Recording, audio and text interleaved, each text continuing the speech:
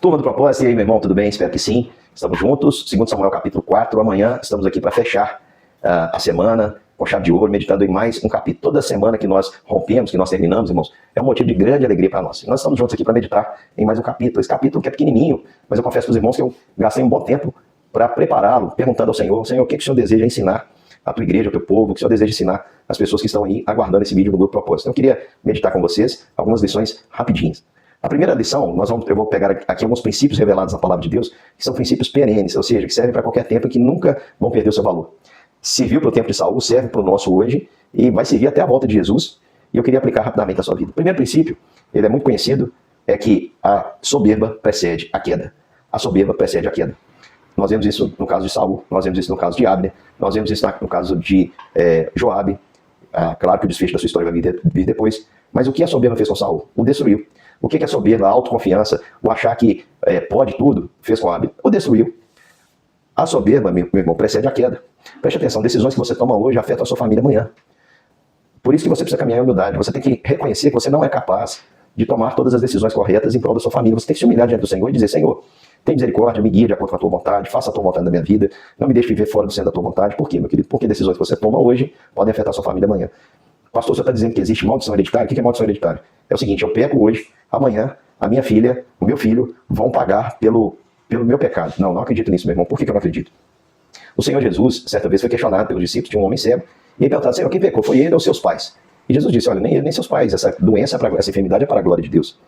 O que eu acredito, irmão? Eu acredito que a sua maneira de se relacionar com Deus, de se posicionar diante do Senhor, o nível da sua intimidade com o Senhor, vai afetar de fato a sua família. Vai afetar os seus filhos, vai afetar a sua descendência. E é por isso que, enquanto é tempo, meu querido irmão, a gente tem que buscar o Senhor. Eu gosto muito de uma frase, não lembro mais qual teólogo que eu vi falando, mas ele diz, ele usando o caso ali do rei Ezequias e do rei Manassés. Porque Manassés é filho de Ezequias, Ezequias era um rei excelente, e Manassés foi o pior de todos. Então ele sempre usa a seguinte expressão: nós estamos a uma geração da apostasia. Então, se nós não tomarmos cuidado, os nossos filhos podem apostatar da fé. E o que eu preciso fazer então? Primeiro, não confiar em mim mesmo, porque a soberba precede a queda. Tem muita gente que até começa bem e depois vai de mal a pior. Se você fizer um contraste, quem era Saul e o que está acontecendo aqui neste texto, você vai ver, meu querido irmão, que o contraste é muito grande. E o que esse capítulo mostra é a ruína completa da casa de Saul. É a ruína completa da casa de Saul. E essa ruína aconteceu por quê? Porque Saul, ao invés de obedecer ao Senhor, seguiu suas próprias convicções, seguiu seus próprios conselhos, perseguiu aquele que nitidamente o Senhor abençoava, simplesmente por ciúme.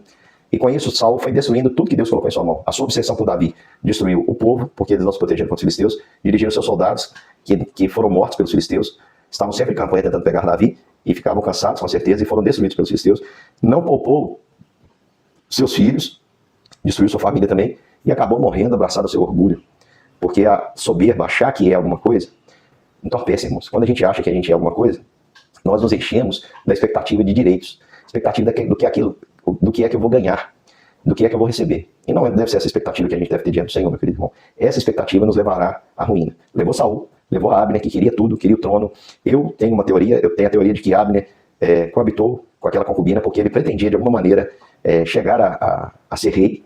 Talvez essa aproximação de Davi era também uma maneira de aproximar Davi e depois traí-lo, porque nós sabemos que no jogo do poder isso acontece muito. E a questão é que Abner, achando que era melhor que Isbosete, que era o herdeiro de Saul, agiu com traição.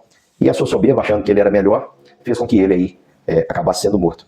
O segundo princípio que eu quero aplicar na sua vida, que a Bíblia também traz, então, primeiro, soberba precede a queda. O segundo, irmãos, é o que está lá no livro de Jeremias, que diz assim: maldito é um homem que confia no homem. Maldito no sentido de contrário de abençoado. Ou seja, um homem que confia no outro homem, ele vai ser frustrado. Isbosete colocava sua confiança em Abner, apesar de Abner não ser ninguém. O reino de Davi estava crescendo, Abner era um bom comandante, só que Abner estava fraco. Diz o texto que a casa de Davi crescia e a casa de Saul se enfraquecia. E a casa de Saul se enfraquecia justamente porque Isbosete não era o rei. Ele era apenas uma figura, mas quem mandava era Abner. E maldito é o homem que confia no homem, porque Isbosete, ele tinha uma confiança em Abner. Ele não tinha coragem nem de questionar Abner, porque tinha medo. Abner vai lá, fecha um acordo com Davi, entrega a mulher de Davi a ele, e depois ele é chamado por Joabe, por traição, e acaba sendo morto. E eu quero dizer para você, maldito é um homem, ou seja, um homem que não é bem sucedido é aquele que confia em outro homem. Como é que a gente pode ver isso? Diz o texto que quando Isbosete viu que Abner havia sido morto, as suas mãos desfaleceram. Significa que ele não teve mais ânimo para nada. E diz o texto que o povo de Israel ficou aterrorizado, consternado. Com certeza eles pensaram, agora nós estamos perdidos, nós perdemos nosso comandante, Davi vai vir e vai acabar conosco. Maldito é um homem que confia no homem. Saul confiava em si mesmo, era soberbo. Isbosete não confiava em si mesmo. Eu queria trazer aqui umas aplicações rapidinho. Isbosete, olha que curiosidade. Ele tinha um outro nome, era Exibaal, segundo a 1 Crônicas 8:33. Isso indica que Saul, antes da sua experiência com Deus, da unção como rei, a gente sabe que Saul teve um momento de muito zelo, ele expulsou os médios, ele tentou expulsar até, ele era tão exagerado que ele tentou expulsar os gibeonitas, com quem o povo de Israel tinha feito uma aliança em Josué. Lá na frente a gente vai ver isso.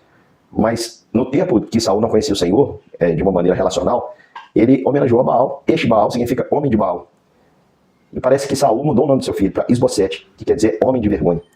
E no versículo 4 vai aparecer a figura do filho de Jonatas, Mefibosete, que também, segundo o texto de Crônicas, tinha outro nome, Meribaal. Meribaal significa Baal é o meu defensor. E Mefibosete, perceba que Isbosete e Mefibosete, o mesmo final aí, Mefibosete significa espalhador de vergonha. Então por que eu estou dizendo isso, meu querido irmão? Porque mostra que Saul, ele começou bem, inclusive mudando o nome de seus filhos, sendo zeloso, derrotou Anás, que ameaçava ali os homens de Jabes de Gileade. Mas olha só o declínio da casa de Saul. A Bíblia diz que Saul era mais alto e mais belo. A Bíblia não fala nada de Isbosete nesse sentido. A Bíblia fala que a família de Saul tinha posses, tinha muitos bens. O pai de Saul era rico. O texto vai nos dizer que Isbosete, a sua casa, só enfraquecia. Saul era um homem valente, Isbosete era um homem medroso, e tudo indica que estava num processo de depressão. Meio-dia, no maior calor do dia, um homem deitado. Não é normal, né? Ele tinha homens leais. Saul tinha homens leais, inclusive o próprio Davi. Saul estava cercado de lealdade. Os benjamitas eram só povo com Saul. E aqui nós temos em Isbosete a traição vinda da sua própria casa. Os benjamitas não foram leais. Tanto que Abner foi até ele e disse, vamos trazer Davi para reinar. Todo mundo topou, porque era isso que sobrou para Isbosete. E por que isso sobrou para Isbosete? Porque ele era um homem mau? Não, o próprio Davi vai dizer que ele era justo, que ele era um homem justo. Davi pediu para que ele mandasse Mical, ele mandou. Falou, não, é justo, você pagou o dote por ela é sua esposa. Meu pai agiu de uma maneira errada. Ele devolveu, mesmo os dois sendo adversários. Preste atenção, Davi mesmo vai dizer que Isbosete era um homem justo, no sentido de um homem que era temente a Deus. Essa guerra, irmãos, não precisava ser levada dessa maneira.